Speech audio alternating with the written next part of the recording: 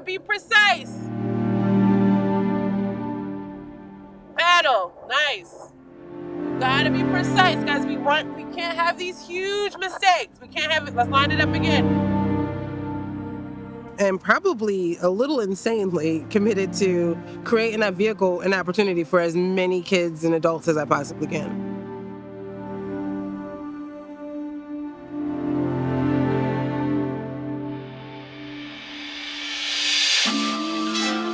I think that rowing is absolutely a vehicle for change.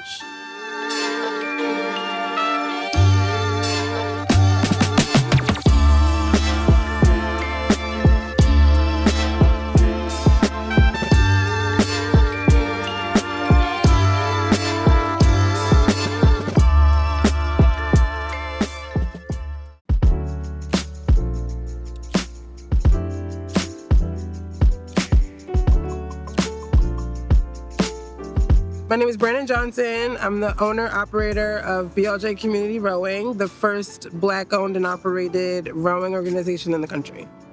So Philadelphia is a rowing mecca. It's just really saturated. It's entrenched in our history, the culture. I think building a community organization in Philadelphia, I was very adamant about it and strategic just because it needs to be here, because this is where everybody sees Boathouse Row. It's the iconic sort of, logo that everybody sees. And I really think that creating a difference and seeing change here is important because it's a ripple effect. Children ask one question. They ask, can I trust you with my life? Will you be there when I need you? Can I trust you to do the right things? And when it comes down to parenting, fathering a child, what you're really doing is coaching them. You're really getting them to understand how to succeed in life and defy the odds, because the odds are always going to be there. But with the right mental thinking and the right attitude, you begin to swing the odds in your favor. My name is Edward Johnson III. I am the oldest of 9 children.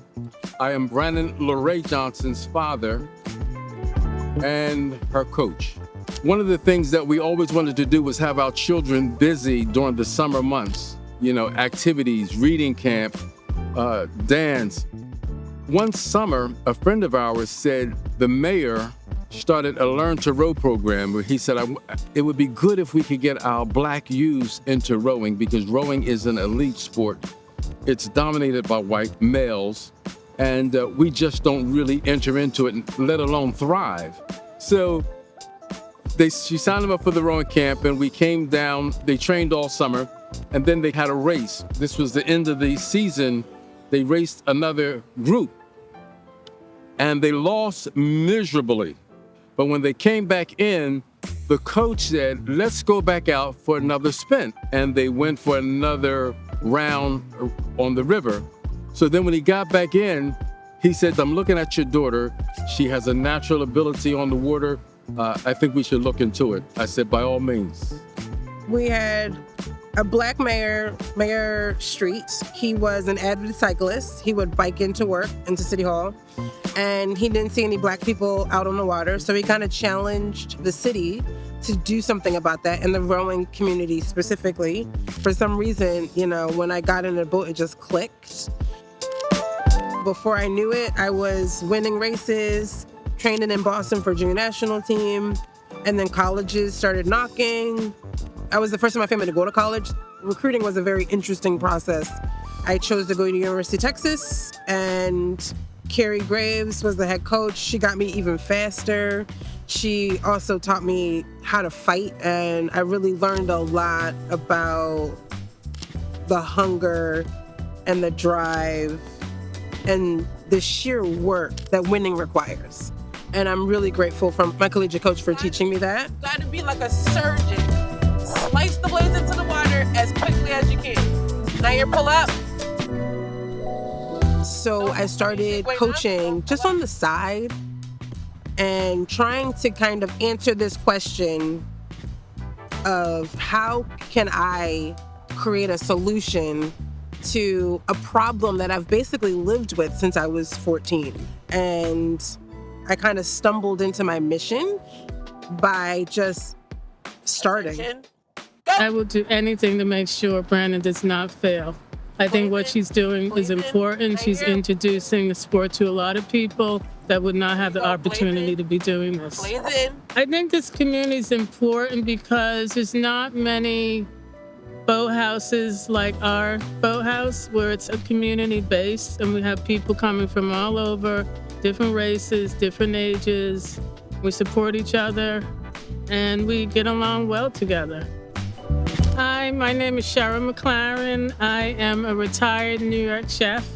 Been retired about 11 years now. I row on the river with Brandon. She's not just my coach. She calls me auntie. So she's like a little sister to me. I was in a dragon boat team of all women for 9 years. And we used to row on the Schuylkill about 7 o'clock. Someone would be rowing in a single. And I thought, oh, that just looks so graceful and peaceful. So there's a community center called Mount Airy Learning Tree, and they offered a Learn to Row class.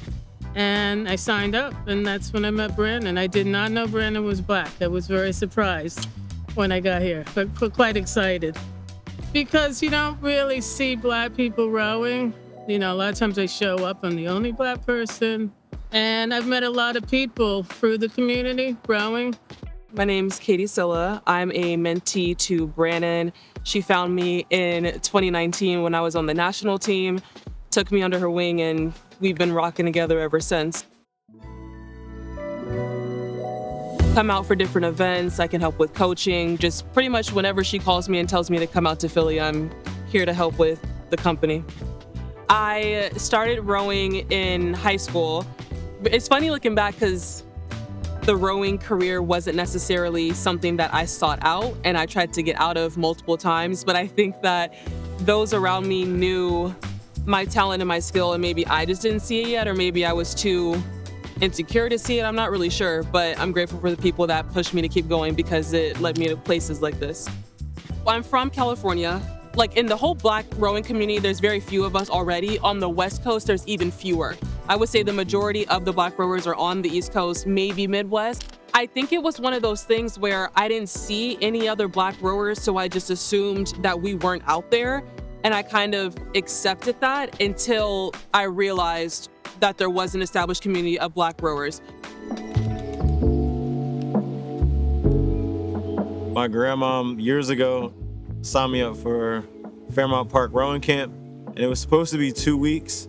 And I remember that summer I was like rotating between 3 camps, and I was supposed to come back after the 2 weeks at the rowing camp and just stayed. My name is Marcus Brown. I'm a coach at BLJ Community Rowing. And how I met Brandon was one of my friends. He was a coach. He had a program that we rowed out of Temple, and I would always see Brandon right down the river. And I was like, oh, I haven't seen many, Black ladies on the river. I think it's been since 2013. When I was in college, like midway through college, I started helping with BLJ. First time ever rowing. So the camp we were rowing out of, it was at the very beginning of Boathouse Row. So when you take out the boat, you gotta row through all the boathouses. And I remember sitting there, we were in an 8. So 8 has 8 people rowing and 1 coxswain, and I was sitting somewhere in the middle of the boat. And I'm watching us go by, and there's like nothing like it. You're just gliding over the water. You're going past these houses that I've seen for years, but never actually seen up close, especially on the opposite side of it, right? So like the first few times is like really peaceful, and then we learn how to get faster. So it was like, oh, that's really fun. That's really exciting. And then when it starts to become training, then it becomes a little bit more serious. Like in college, I would say it's a little bit more serious. Now I'm getting back to that really relaxing, very peaceful gliding, and it kind of brings back that same feeling that I had when I first started. So it's peaceful, hard work, and it's really fun. Like I love to race.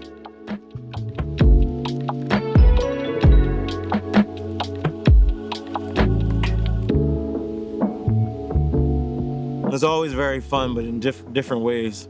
It was just like obviously very addictive and very instrumental into a lot of career paths for me. And as long as you could like suffer, you could do really well. Boys in the water faster, shake. Good, paddle.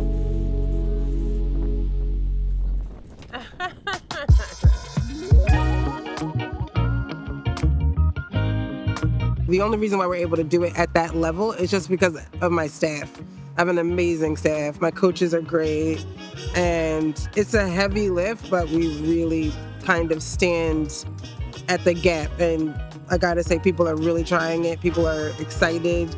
People from the hood specifically are trying it. And I think, that's really a part of the legacy that I want to leave behind for sure. My coaches are Black. We're not going into Black spaces and trying to recruit. People are coming to us. It's different also because we participate in the community. So people don't care what you know until they know that you care. So I think that, what's really lovely is we have a wait list of people because people really are interested in what we're doing because they know us.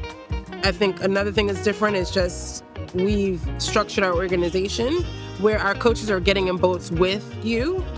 We're not just sitting on our launches just telling you what to do. We're in there in the boat experiencing it with you. And I think it's a much more intimate sort of experience. It's also, you're going to have a much more successful time because rowing is very technically challenging. So I think that's something very specific that I train my coaches on. I think, growing up in the sport, I got a front row seat on what people were doing right and what people were doing wrong. And I think that absolutely informs the kind of coach and leader that I am today 1,000%. So, I've had some of my best moments in rowing and some of my worst moments. When I put my organization together, I really use those experiences to help me. Andrew Carnegie said to Napoleon Hill in an interview, men that are slow to make up their mind are equally as slow to take a course of action to succeed. So it's a spiritual component. It's something within that you begin to know. My grandmother asked the question, she said, are businessmen born or are they made? I said, that's a good question. But you begin to learn and you begin to develop that innate spirit. So in coaching, in business, it's called the business of life. You've got to begin to understand and see where your gifts lie. I always tell my children, what do you really want to do in life? Okay, because the key is to do something that you would do for free. And the fact that you pay me make it even better. That's one of the things that I just shared with Brandon and coaching her in business.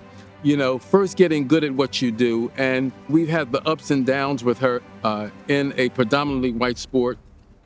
The racism that she faced, the putting down of others, the name calling, just helping her understand it's not what happens to you in life, it's how you deal with it.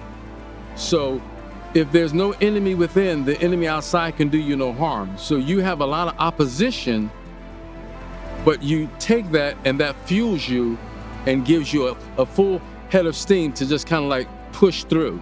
And that's what she was able to do. Once I started coming out of competing and training professionally, I wanted to create sort of an avenue for my colleagues. And what's really interesting about my life is rowing was an option for me, so I could make better choices. Right? The only difference between, my cousins and everyone else is just rowing was a vehicle, and it was a vehicle that I left the country, I got to travel the world. And so, coming home and building here specifically, this is the Schuylkill. And we're actually right in the middle of the official racing course. So this is where we race. Earlier this morning, I was on the launch and I was coaching my crew, and this older Black guy was riding his bike. And he was like, yeah, you know what I mean? And every once in a while I get that moment, especially with the older Black community, that it seems like they're very proud. And that for me is like really, really great, and it's humbling. And obviously it's good to be out on the river for representation. One thing I say, like, you can't really dream about something unless you have like a little exposure to it, right? And you can imagine things, but they always stem from something. Number one, like, I'm a big believer, like, exposure to a lot of different things really helps. Yeah, especially Black youth. It's important. Different career paths for me Like that camp was my first ever job. It gave me the exposure of like coaching. I was a camp counselor, and then I got my personal training certification. So that was a path too, like people who wanted specific rowing. Privates were pretty lucrative, like one-on-one sessions on the water. A lot of those came from actually starting at BLJ. I've seen guys that I train with, now they can do speaking engagements, motivational speaking, podcasts. It's really, in this day and age of like technology, you can do whatever you want with it. I really enjoy being on this side because Boathouse Row is very saturated. So it's a little quieter up here. It's a little bit more peaceful. I think we have the physical footprint to grow. And what I love about Philadelphia is the city and the park really took a chance on us and created an opportunity for us to try something different and do something really special. And I think those first couple years, we really delivered on some serious objectives, and they've really given us time and space to grow three-dimensionally. And the support has been really phenomenal and has been an absolute grounding sort of force in building our community organization. We have a two-tiered Learn to Row program. We do free Learn to Row clinics for the community. We did a couple for a mosque, which was great. We did one for recently incarcerated. We do one just for anybody who would like to try it. And then we also have Learn to Row classes. And that is where it's a more detailed instruction. It's a much more involved sort of conversation. With those two avenues, we put out almost 300 people a year. I always tell the kids, I trained harder building my business than I did when I was training for national team. Like training for the Olympics, this is harder. It's harder. The really like awful things, the challenges, there's such teaching moments. I was lining up to race, the only Black girl, and one of my competitors said something pretty egregious, and we locked into that starting block, and I was like, I'm either gonna win or I'm gonna die. I won by like something like 15 seconds. It was one of my best races. That was just such a polarizing moment for me because that's how I live my life. It was such a great lesson, and I wouldn't be here if I didn't have that rugged sort of sense of somebodiness. I wouldn't have the work ethic. I wouldn't have the drive, the focus, if I didn't have those kind of people and those kind of interactions. So yeah, it's just crystallized in my mind. So I think it's unfortunately second nature to just make do and do what you got to do regardless of the circumstances. So I think being in the rowing community at that time was kind of fight or flight, and I decided to fight, and I just kept going. And I didn't realize how much of a toll it took on me until after the fact, or maybe like more so towards the end. And then connecting with other Black people that were having the same lived experiences, being able to like console each other and consult with each other and, vent to each other. That's when I kind of opened up that box and really felt my feelings. But I think when I was in it, I just had to keep going, because even though I'm not happy, like I said, like y'all aren't gonna beat me. Like I'm not gonna sit around and just let y'all be faster than me. Like I have to keep myself together, and I have to keep pursuing this.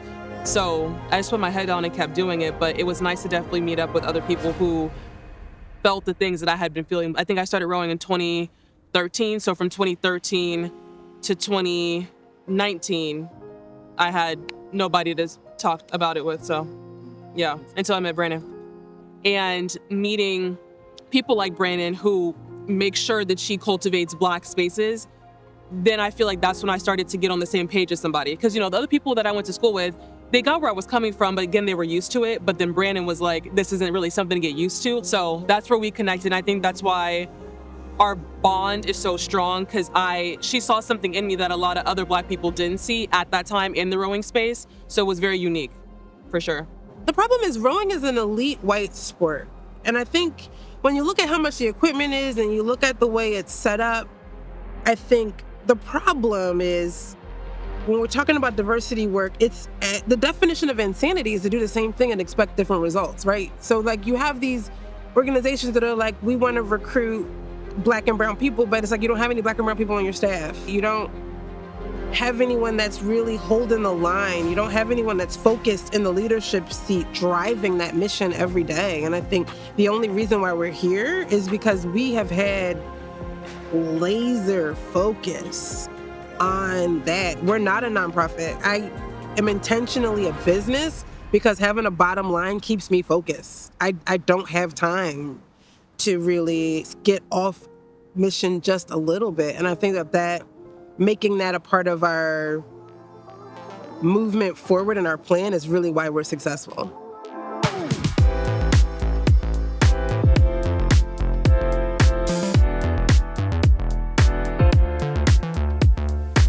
So it really drew me in. It was like, okay, Black lady in the sport, like really out here grinding, you know? And I think she offered me, like, again, I was young. She offered me like a coach, and that was exciting too. I'm like, oh, I'll finally get some money in college and also be around people who look like me. And you know, I didn't know if I wanted to be a coach then, but it was just good to have that community around you. And you've met a few of our community members. Like, they're like die hard, like BLJ running through their veins, you know? It's really, really this huge loyalty thing that's not even forced. It's very organic. So for me, the community, it was something that just really resonated with me. It was like I could be myself. It's something I really love. And then a leader who giving me my autonomy, but also just showing me stuff along the way and being like a mentor. You know, I'm a sucker for the mission. So I'm always come back. It's been really a pleasure to be a part of it. And it's really cool to see this program is running and blossoming and flourishing. And then knowing people who go hard for her, you know, like I would, and like so many people have and so many people will. No one does anything unless given opportunity. So Brandon was given the opportunity to enter into an elite sport and to have a team that rallied around her. It's not, we didn't go out and solicit, it's called the power of attraction. She drew the people, she drew the team, she drew the resources to actually have someone says, we're in your corner and we're going to see to it that you stand and you succeed no matter what, okay? So Kay McDonald was the first one to actually say, we're going to bring you up on a high school level and at a collegiate level so that when people see you, they know you have the skills no matter what.